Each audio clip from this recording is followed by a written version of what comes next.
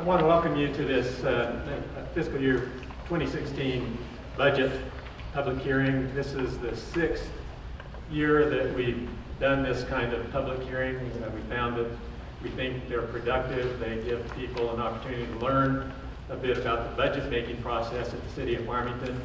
We get an overview, and it really is a general overview of how the budget is developed.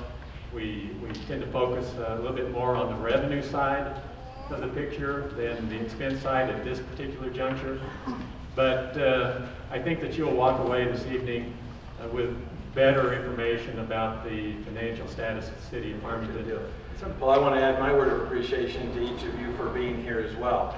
As the mayor said, there are a lot of challenges that face us as a community, but there are also many opportunities and good things on the horizon.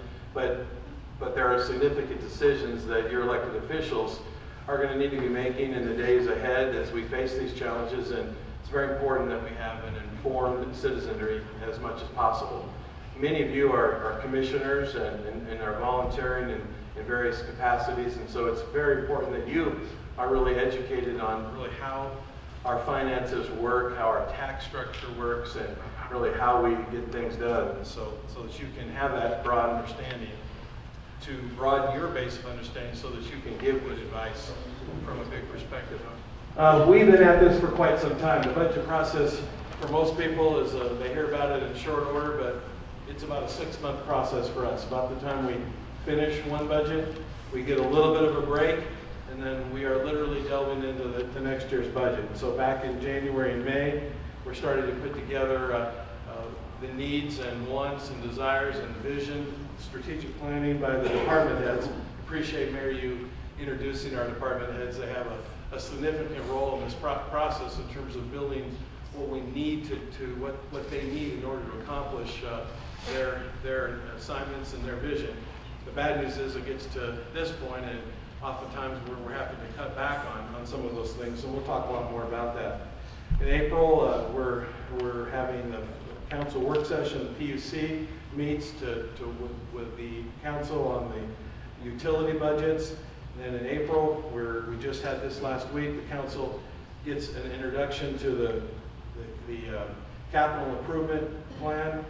Then we are trying to broaden the discussion into public input at this meeting, and that leads up to the major presentation of what we call the preliminary budget, which will be presented to the council 3 weeks from yesterday, and they'll receive that about 2 weeks from today. So this is still very much, as the mayor said, the input part of this process. This budget today, we would call it a draft budget, and it is very fluid.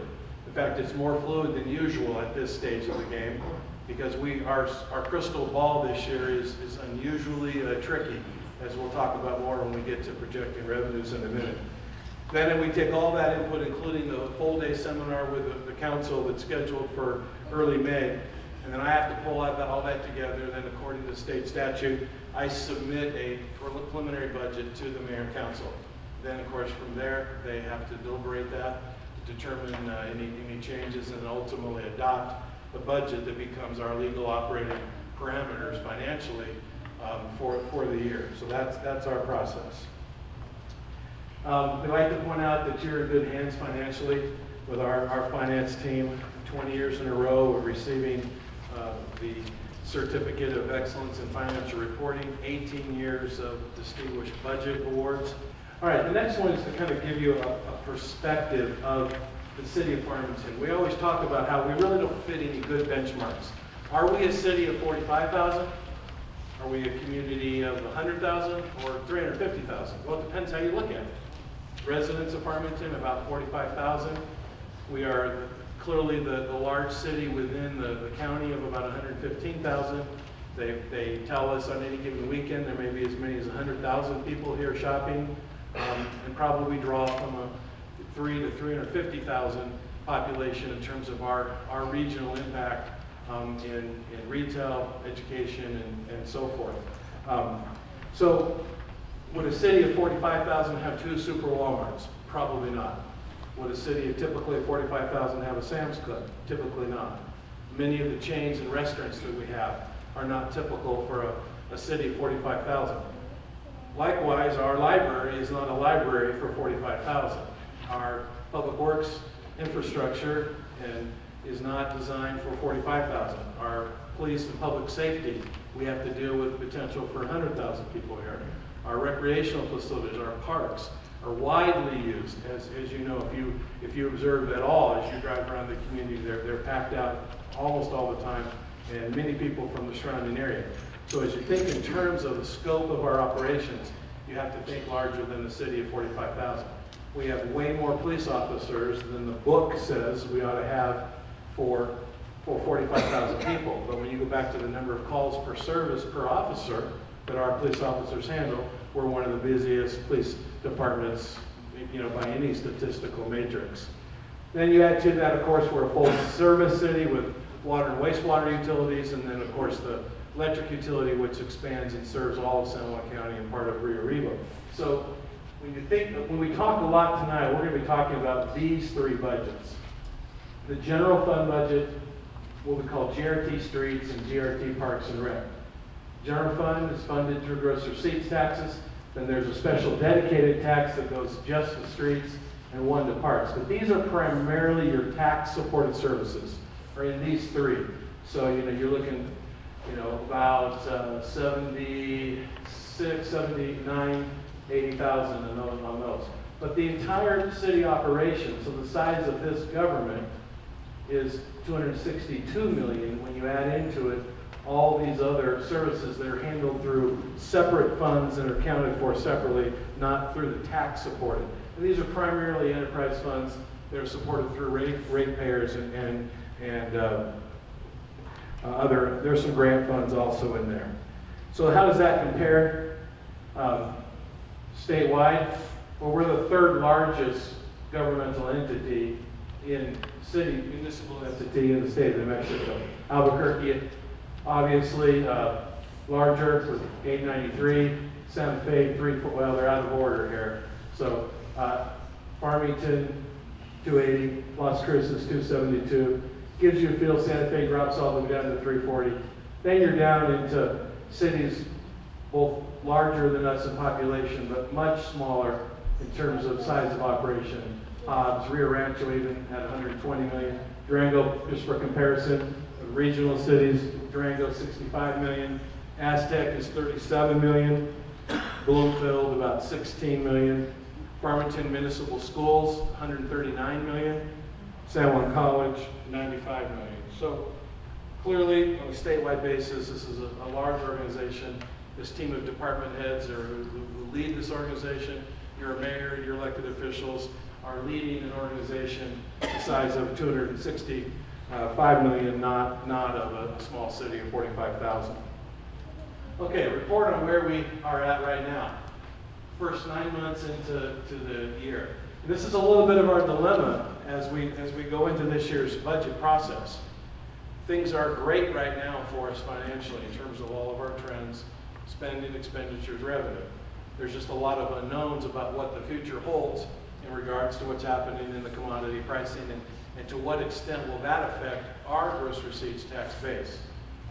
9 months into the year, revenues are $2.7 million over budget in the general fund. Expenditures favorable at 1.2 million under budget. So that's obviously how we like to be. We like revenue above budget, expenditures below budget. That works in your home checking account and it works in your city's checking account too. How that looks over a comparison basis, GRT today, which is the primary indicator of how things are going out there in the economy. We have 60-day-old data. It's very fresh data as to what's exactly happening out there in the service sector and out there in the retail sector in our community. We're 8.1% above budget, so we obviously projected hyper-conservatively this year and are exceeding budget. We're 8.5% above a year ago, so that's also very good in terms of year over year. We're 10% above 2 years ago, so you see the trends have been very good. But if you go back to 2009, it's important to understand we are still not recovered from 2009 if the definition of recovering is that our revenues are back where they were in 2009. We're still about 5% below there. So what happened in 2009 is we dropped about 22% You're going to see that on a chart in a minute. And we have gradually climbed our way back to where we're within 5%. So we fought our way back about 75% of how far we fell in 2009. However, the city financially, I would say, is probably stronger in terms of where we were there, but if you measure it in terms of cash reserves and I would say efficiency of our operations. Guys, let's go to the cash reserve chart. This is an important backdrop of where we're at. Our cash reserves are strong. That's an important point. That gives us some options in terms of managing the short-term financial challenges.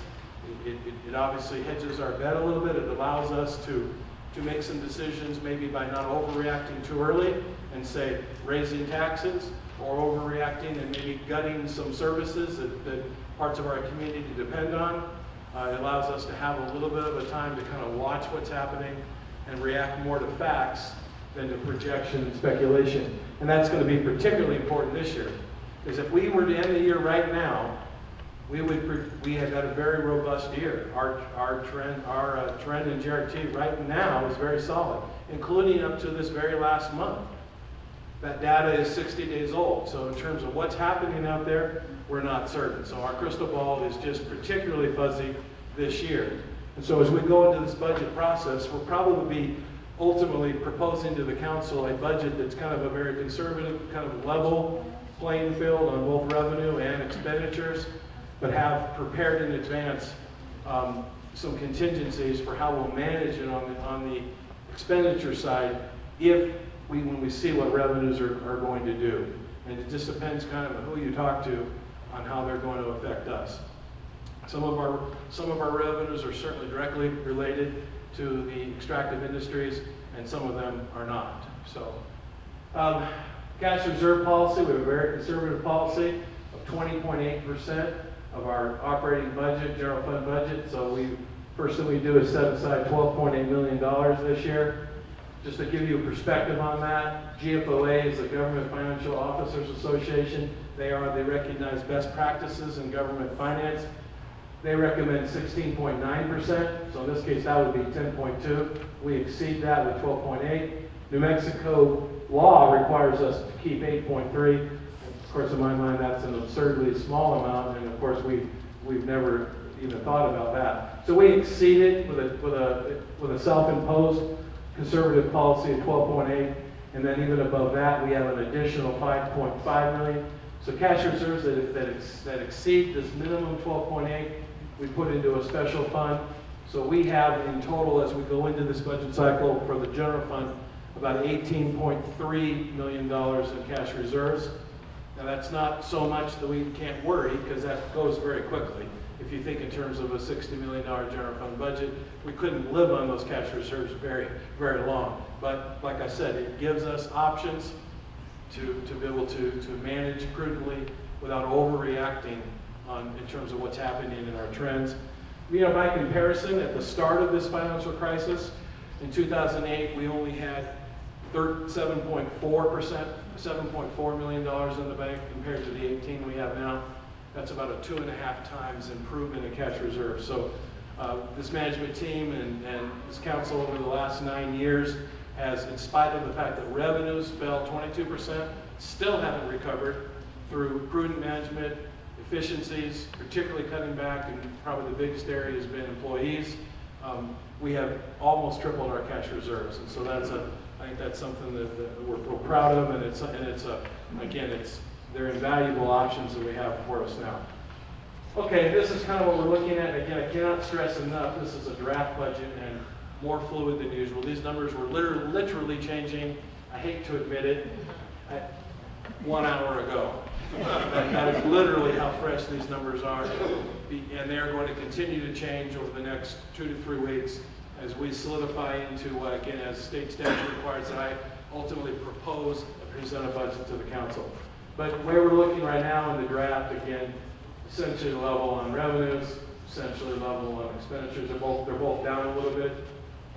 On paper today, you know, we're looking at this. So essentially, I think the takeaway is a status quo, very, very level, conservative budget. But keep in mind, expenses don't stay level. They grow automatically just to keep doing what we're doing, which is the theme of this next slide. Now this slide is way too much information for you, so I'm going to pull it out a minute and show you on a line graph what's the most important.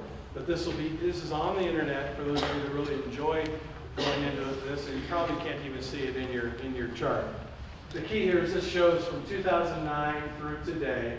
The blue line is our budgeted numbers. You see, so we've gone from 54 million to 60 million. Actually what we spent averages about 3.5% below that. And then down here shows a comparison just to CPI. And we think that's an important one benchmark. It's not the only benchmark. So let's go to the line graph, April. Now 2008 fell off here. So if you go back a year, these are all about the same. So as you project forward through these 9 years, the red line would be from 2008 till today if you just factored in the national average consumer price index, inflation index. So if you go back, here's where we were today. In theory, to the degree that CPI is accurate, it would cost us this amount today to do exactly what we were doing back then. And I will tell you, we're doing a lot more than we were back then. The blue line represents the adopted budget. And you see it tracks, as you'd expect, it correlates. But we've always budgeted. They started here together in 2008. Every year over the last 9 years, we have requested expenditure amounts less than what CPI said we would really need. And the green line we're particularly proud of. That is actually what we spent in order to maintain and to enhance our services. So when you get from the point that they're together to where we are today, the key point that is, so the budget as it stands today in the draft form, we are operating at a 4.1% below what CPI would say would have cost us just to keep doing what we're doing. So we are proud of that to a degree, but it's also important to point out the other side of that. Operating below what really we need to optimally operate comes at a price as well, because some of the way we've managed the financial challenges of the last 9 years is we have had to defer certain things. And some of those things we're starting to really be aware are areas we cannot continue to defer. I talk about, say, our fleet. Fire trucks are getting older. Our police cars, they're getting older. Some of our deferred capital maintenance. Even our new library isn't as new as it used to be. And so you're starting to have expenses. And so we have to be mindful that it isn't just a matter of being proud of how little we spend. We need to have the revenue sources necessary and spend the money necessary to maintain this community, our quality of life, and our services in a sustainable way. So that's an important consideration that we're having to give more and more thought to. Again, you can't probably read these too much, but this just gives you an idea of our sources of revenue. 2 things I want to point out here. First, the blue is our gross receipts tax. So you see, as a city government, 65% of our revenues come from gross receipts. The good news about that is 350,000 people are helping to pay that bill. And as a result, our property taxes are almost embarrassingly low. And I'll show you that in a minute. They're probably lower than you realize, especially what you pay to the city. I guarantee is lower than you realize, unless you've been to this presentation before. The second largest form of our revenue happens to be the dividend from our electric utility. Municipally owned utilities, first and foremost, their responsibility is to provide reliable power to their customers at a very good value price, and to do so in a sustainable way so that we reinvest in infrastructure, so that we maintain reliability. But then it is appropriate for the owners of the utility to benefit financially from its ownership. That represents, if we did not own the electric utility, so if those people a whole lot smarter than me that were here a long time ago, if we did not own our electric utility as an enterprise, taxes right now today would have to be 3/8 higher than they are in Farmington just to be level with what that dividend means to us. Now you say, is that good business? When we talk to you more about the electric utility and explain that balance, because we have the cheapest electric rates in a 4-state region. And so I think we're fulfilling the obligation of reliable power at a good value. And so, but nevertheless, it is a business that has the potential to generate revenue, and that revenue comes right back to you in the form of lower taxes. In fact, it comes back to our entire region as a regional shopping center by having those low taxes, and again, helping us maintain a competitive advantage. General fund history revenue. You see our line. This was my predecessors. They got this great GRT. Mayor, your predecessors, they got them doing that. The year I became city manager, it dropped 22%. I'm always trying to figure out what the correlation is there. But people say I'm powerful, but I don't think I'm that powerful. Then you see we kind of climbed our way back. And right here at this point, we're back within about 5% of there. And then we're projecting just down slightly for next year. So it gives you an idea of that, what we've managed. All right, I want to start talking now about GRT itself and how it works and how your taxes work, because it's important. Because I would suggest that most people really don't, and I certainly never had any idea until I got in this job. The first thing to understand is they are stacking. So they stack on, so when you see a rate in Farmington of 7.35, which is, it's these three added together. It's the state of New Mexico's rate, the city of Farmington's rate, and San Juan County's rate. Those stack on top of each other and give the final rate that's charged at the cash register, but they're distributed according to which taxing authority has imposed the tax. So as you see, like in January 1st, San Juan County raised taxes. The state didn't, we didn't, but everybody thinks who did? Farmington, because it was in Farmington, and all you know is the taxes went up in Farmington. And it's important to understand that these are a little bit misleading because of the breadth of the tax base. If the state imposes a tax, it's charged where? All through the state. Much broader tax rate. So a tiny amount makes a lot more money, right? If the county puts in a tax, same thing. When they put in a tax, they're taxing all through the county, including stacked inside Aztec, Bloomfield, Kirtland, and Farmington. So it's a much broader tax base. For example, what that means is an eighth imposed tax countywide raises $4.3 million. If the city of Farmington would put in an eighth, it only raises $2.4 million. So every increment that they put in is worth about double. So about half of all the taxes in the county come out of Farmington, and about half come from the rest of the unincorporated areas and the other cities. So you have to understand that 1% is worth almost as much as our 2.4 is in terms of what the county gets. So it's important to understand how they stack and how what each governmental entity does and how it affects you. We're going to talk a little bit more about that. But here's an example of how it looks.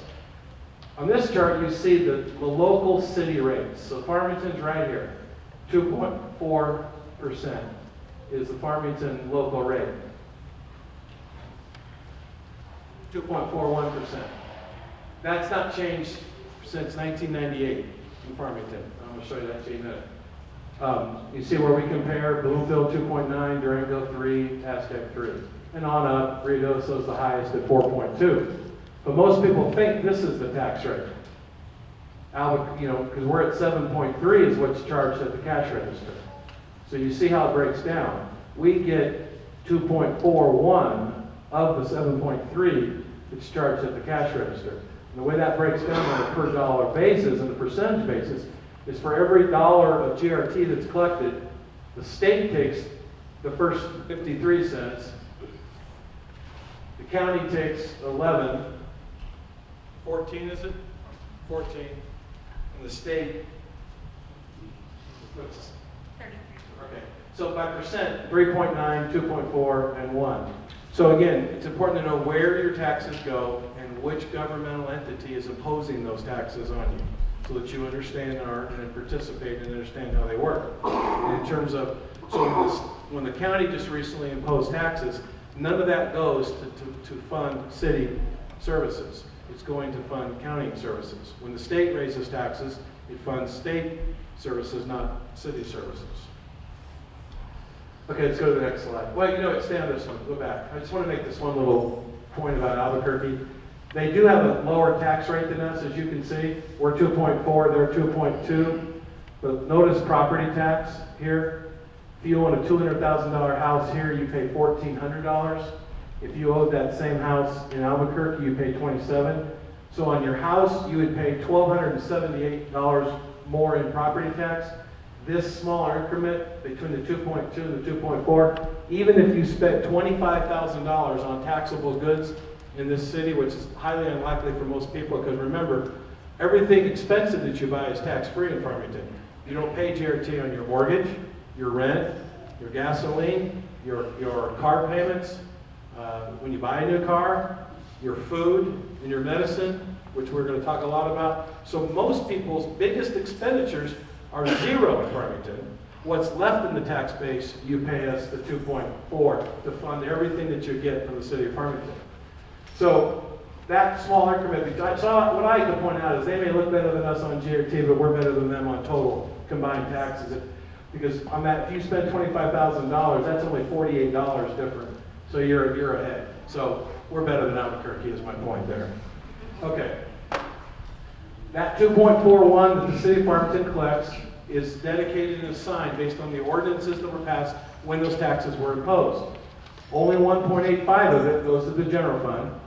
0.375 is dedicated to streets maintenance, and 1.125 is dedicated to parks, and then a small amount goes into the wastewater fund, and that's what makes up the 2.41. So when taxes are imposed, they could be taxed in general to go into the general fund, which supports everything, or a tax can actually be dedicated to a certain special need that a community may feel. And that's what kind of leads to this. So if you say, how can we be 2.4 and Ruidoso is 3.25 or whatever they were, it's because of what's called these unimposed increments. The city of Farmington has taxing authority granted by the state legislature for an additional 1.5% that have not been imposed. So they all have different purposes and different mechanisms by which they can be imposed. So there's an additional $29 million, about 50% of the entire general fund, available in unimposed taxes. Many of those cities that you saw that have higher tax rates have had to, or have wanted to, for whatever reasons, have imposed additional increments for additional services that they wanted to fund in their communities. All right, this is my favorite slide of the whole thing because we look so good at it, Mr. Mayor. City of Farmington has not raised taxes since 1998. Okay? And since 2003, the state of New Mexico has raised taxes twice. They raised them in 2005 and they raised them in 2011. Remember, stacking on, you're right here, but none of the money going to Farmington. And San Juan County has raised taxes 4 times. They raised them in 2004, 2006, 2014, and again just now in 2015. So 4 tax increases by the county, 2 tax increases by the state that make the tax rate go up in Farmington, and probably most people think that Farmington is the one that imposed the tax, and probably think that Farmington is the one benefiting from those taxes, and they're not. Now I want to talk about 2005 because this is the infamous start of the story of Hold Harmless. Now how many of you have heard over the last 2 years either the mayor and I talking about Hold Harmless in one way or another? It's an important point because it's been a dreaded fact coming at us for 2 years, but it's now here. In 2005, our legislature, in their wisdom, decided to take more things out of the tax base. Remember I talked about the things that you don't pay taxes on? Well, it's nice not to pay tax on your rent, right? Your house payment. It's nice not to pay it on your food. It's nice not to pay it on your medicine. But every single thing that we make tax-free, what has to happen? A corresponding increase in taxes has to take place to cover what's left in the tax base. The idea behind GRT is to have a broad tax base and a very low rate. That's the theory behind it. What's happened systematically, bit by bit, the state legislature has exempted about half of the tax base. So half of the things you buy are tax-free, and the other half that are left have to carry the whole burden. So in theory, if everything was put back in the tax base, the tax rate could cut in half. Low tax rate, broad tax base. Bit by bit, as special interests lobby the legislature and the governor, they've whittled away at that and there's been a corresponding tax increase as they did it. Case in point, 2005. Everybody, I remember 2005. I thought it was a great idea when Governor Richardson took tax and the legislature supported him in taking tax off food and medicine, right? I liked it. I had no idea what that meant to my community. And I want to show you what it meant. But what they did was they realized it would devastate the cities and the counties financially. So they said, the cities, it's impossible for the cities and counties to survive financially without food and medicine in the tax base. So they, right then, they took tax off of food and medicine, but raised taxes on everything else by 0.5%. You probably don't remember that, but that's what they did. So simultaneously, they took that half, so they raised it 0.5% on everything else, lowered it on food and medicine. And then that 0.5% was used to fund what's called Hold Harmless, where the state continued to pay us, the cities and counties, just as if they were still collecting tax on food and medicine. So you follow me? Because this is very, very important. You didn't get your taxes cut by not paying it on food and medicine. It just went up on everything else. Okay? And even the poor weren't helped, because the poorest of the poor don't pay tax on food and medicine. But they do have to on their shoes and their clothes and their baby diapers. So it didn't help them at all. Raise their taxes on everything else and take something that they already weren't paying taxes on and make it tax-free. Terrible policy. Devastated cities and communities, so they had to raise taxes to keep paying us. They plugged along, they raised taxes again in 2011 for whatever reason. County plugged along, has raised taxes 4 times. 2 years ago, what do? They decide to relieve their burden financially because they don't want to raise taxes for political reasons.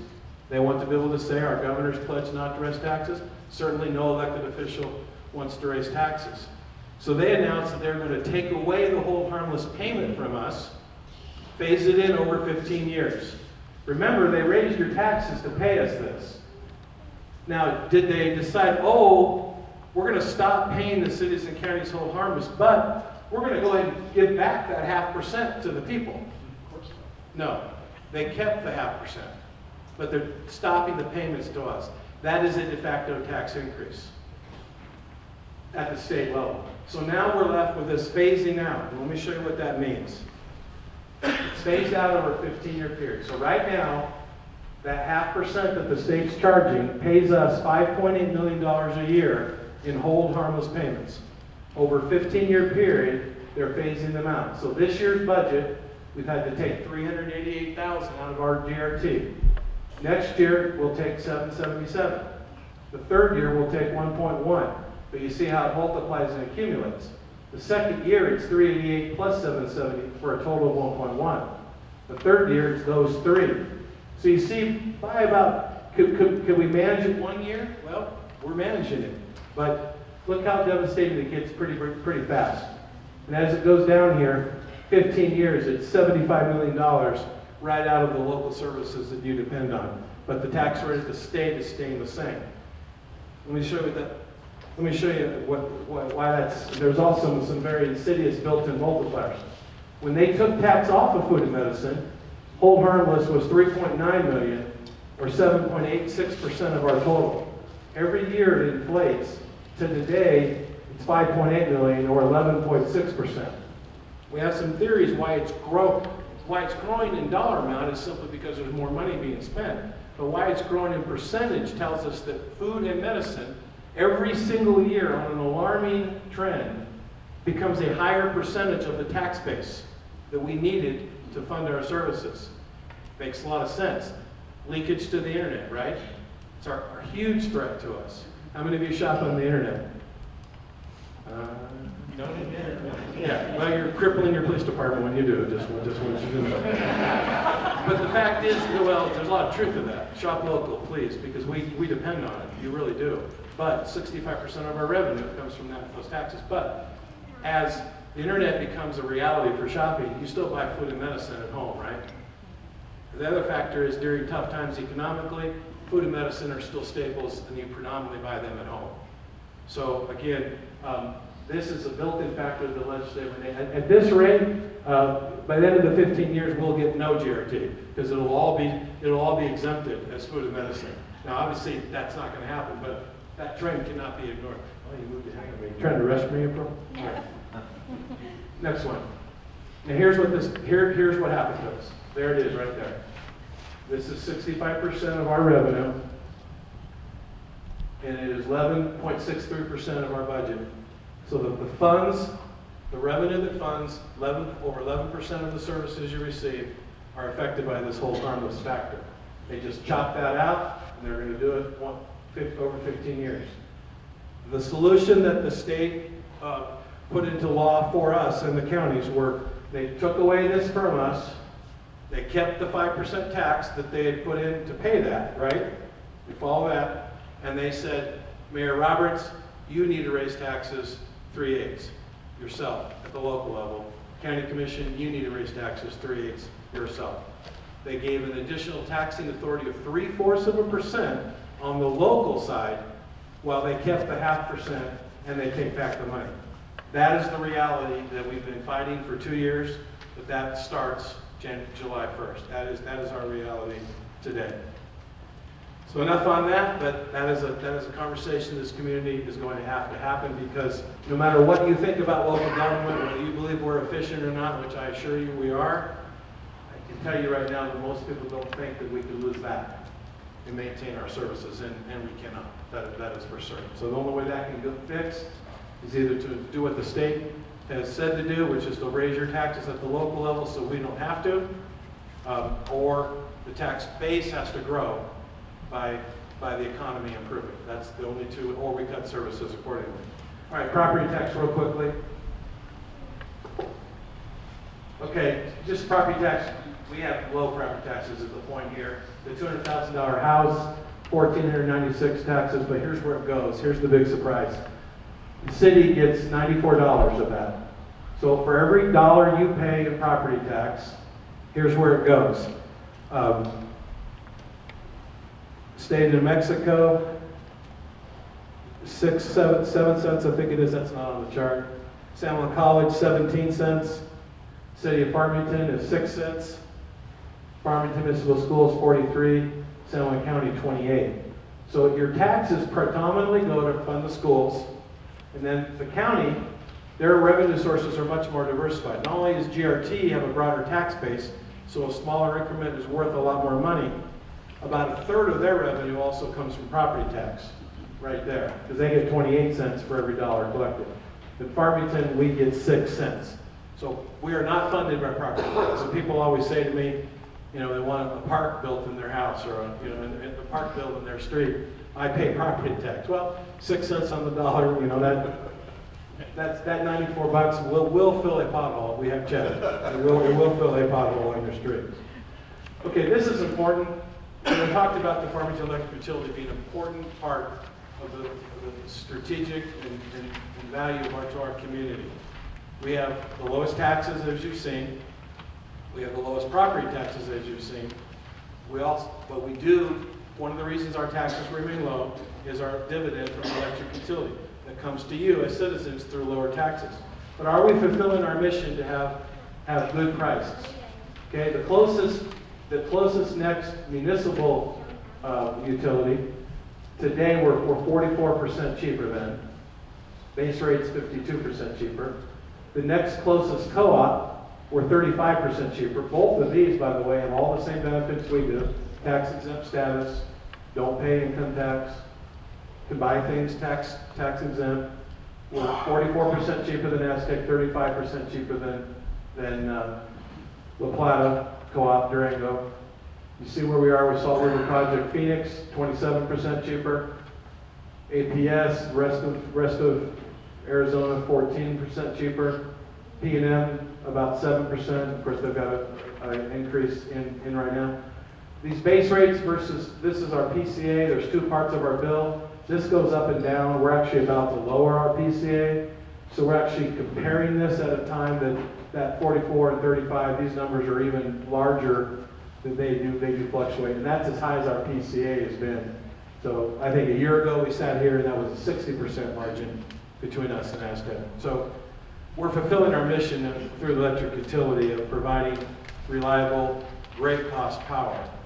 and that still leaves the efficient operations of the way municipal government operates without a profit motive, and allows for there to be that revenue generated. Water rates, same thing. Water rates are tough on people. We've had to have an increase rate recently, but I want you to see still how we compare. We are still in the lower part of the pack. The average without Farmington is 101. We're 77. We're 30% below average for these comparable cities. Considerably closer than some of the top end. So remember that our water is expensive. It is a precious resource, but our costs are very, very good here. Where's the money go? Just real quick, give you an idea. You're looking at, this is all of our major budgets. Again, you probably can't see that, but it is online. Public safety, fire, police, municipal court. Public safety gets about 43% of the general fund. This is the public safety. Parks, Rec, and Cultural Affairs is 8. This is actually total general fund plus the total GRT tax funds. Parks and Rec, 18% of the total. Obviously, this community invests a huge amount in its Parks and Rec. Public Works, streets, about 17%. So those are the lion's share. Obviously, public safety, the most expensive. Huge disproportion in Parks and Rec department compared to most cities. Public Works, Library is the next biggest at 5, and then you have the internal departments. Last slide. When it comes to measuring effectiveness, our goal is to be good stewards of your money, and as much of every dollar that we can to go back out into the community via the services that touch you and that you know about. Like I just showed you, police, fire, courts, Parks and Rec, streets, public infrastructure. Those are the things that you see, and others. Of our entire budget, only 2.5% of it goes to administration and support. So the mayor, the council, the city manager's budget, the city clerk's budget, our entire legal department, administrative services, which is all of our finance, budget, accounting, purchasing, warehouse, all of our computer support, IT, and all of our human resources. All of those support services where we combine to create economies of scale without duplicating effort through our centralized management and government. We're only spending 2.5% of our total budget on those services. And that's something we're very, very proud of as an organization, and this team that's here is a big part of that. With that, Mr. Mayor, it's yours. Thank you, Rob. Nice job with that overview. I want to expound a little bit on the whole harmless phase-out legislation that is driving a lot of this discussion now. Rob talked about the legislation in 2004, 2005 that repealed the GRT on food and medicine. He brought it forward to the action by the state, coincidentally with that, to fund that obligation that they undertook to reimburse cities for their lost revenues associated with that repeal of tax by increasing state taxation by 0.5%. And then brought forward to 2013 when the legislature decided it could no longer fund those payments to cities and counties, and decided to phase out those payments over a 15-year period of time. There's some important things to recognize that help us to understand that this legislation, piece by piece, was flawed. I think first of all, the phase out of hold harmless payments applies only to cities with populations greater than 10,000 and to counties with populations greater than 40,000. And if you were to get into an analysis of this legislation and the rationale for those cutoffs, you would find that there really is no rationale for it. There's no logical explanation for that. There are some cities with populations less than 10,000 who don't rely very heavily on gross receipts tax revenues from food and medicine. And there are some well in excess of 10,000 who don't rely heavily on gross receipts tax revenues attributable to food and medicine. The second problem with the legislation was what Rob has referred to as stacking. The legislation allowed counties to impose 3 1/8 within the city boundaries. And the city also has that authority to impose 3/1/8 increments. So the total impact, if all of that tax authority was implemented, would be 0.75%. That's a fairly significant hit and hike to the tax base in the community. That's a problem. I'm going to illustrate that a little bit more by using San Juan County and the city of Farmington as the example. I just sat down and before I came and jotted out some notes to help me explain this impact as it pertains to San Juan County and to the city of Farmington. And when I do this, I'm not being critical of either organization. I'm not being critical of San Juan County in the decisions they have made. And what I'm trying to illustrate is that the way this legislation was structured in repealing hold harmless payments, it just doesn't make a lot of sense. So the annual hold harmless payment to the San Juan County, I believe, is about $2.7 million. To the city of Farmington, it's $5.7 million. That just simply represents the greater percentage of our tax base is related to food and medicine. The annual phase out for San Juan County is $180,000. The annual phase out for the city of Farmington is $380,000. Now, Rob has given some numbers in his discussion, and we're off a little bit, but we're in the same ballpark, so don't worry about that. The cumulative loss over this 15-year phase-out period of time for San Juan County is $21 million, close to it. The cumulative loss to the city of Farmington associated with this 15-year phase-out is $45 million, so it's 2 times more for the city of Farmington. A 1/8 tax increase increment is worth $4.4 million to San Juan County. $4.4 million. To the city of Farmington, it's worth $2.3 million. So there's almost twice the value to the county as to the city. The cumulative worth over that 15-year period of a 1/8 tax increase is worth $66 million to San Juan County. It's worth $34.5 million to the city of Farmington.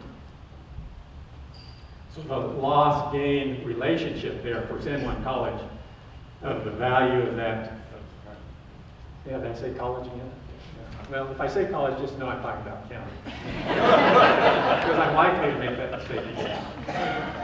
So if we look at the relationship, loss over that 15-year period of time to gain over that 15-year period of time for both governmental entities, the county losing $21 million, collecting $66 million if they impose a 1/8 gross receipts tax.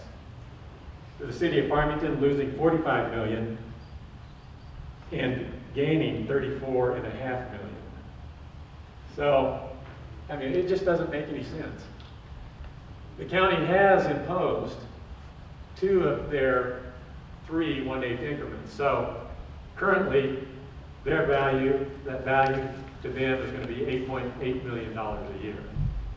And initially, they're losing $180,000. Now, the county has struggled. They've got other issues that they've had to deal with. And that's the reason I'm not being critical of their decision. They made the decision based on what they were facing. But they did impose 2 of those 3 1/8 increments. And I think they go into effect maybe July 1st, or maybe they've already gone there.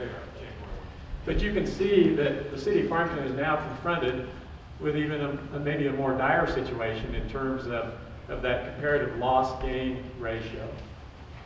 In 15 years, we're going to have lost $45 million of revenue, and if we would enact a 1/8, only a 1/8, we would recover $34.5 million. We're still at a loss of about $11 million there. What I'm trying to focus on is that we've got a tough decision to make locally. Do we begin to implement the authority that the legislature and the governor gave us to compensate us for the loss of these phase-out payments? I think the answer is, in my opinion, the answer is yes. 1/8 doesn't make us whole. So then the harder question would be, do we do 2/8? And if we extend this analysis out over time, even 2/8 doesn't cover us. forever. It's likely that only implementing the 3/8 would cover us in the long term. And I think that's a little problematic thinking about imposing an additional 3/8 tax. Part of the problem is that those taxes would only help us to sustain what we do and to keep us level and whole, providing the services and programs that we provide. It doesn't even allow us to begin thinking about quality of life improvements. Are we going to impose an 1/8 or 2/8 to stay kind of level with our programs and services and the cost of those things? And then at the same time consider a 0.25% tax hike to fund quality of life type of things, the kinds of things that everybody in this room would think about and think would be good for Farmington, good for the people and citizens of Farmington, San Juan County. So it illustrates the kind of issues that we're dealing with. I hope that gives you a feel for the magnitude of the problem of Hold Harmless. We're confronted with these hard decisions now because we know that the legislature is not going to fix the problem for us. The city of Farmington has held back from taking any action with respect to Hold Harmless gross receipts tax increases because we've been hopeful that the legislature would provide the fix. Several bills were introduced in this legislative session. None of them made any progress whatsoever. And we're being told by people who should know that was the last chance, that these issues will not be considered next year or thereafter. So we're stuck now to pick up the pieces with respect to the Hold Harmless payment pullbacks or phase out. And so it's going to be a discussion that the City Council will have. We'd obviously be interested in hearing any reactions that you all have, not necessarily tonight, but if you don't feel comfortable speaking about those kinds of things, I understand that, but don't hesitate to give me a call or any of your city councilors a call if you have any thoughts about what should be done to deal with the situation that we're now confronted with. Thanks for being participants in your community.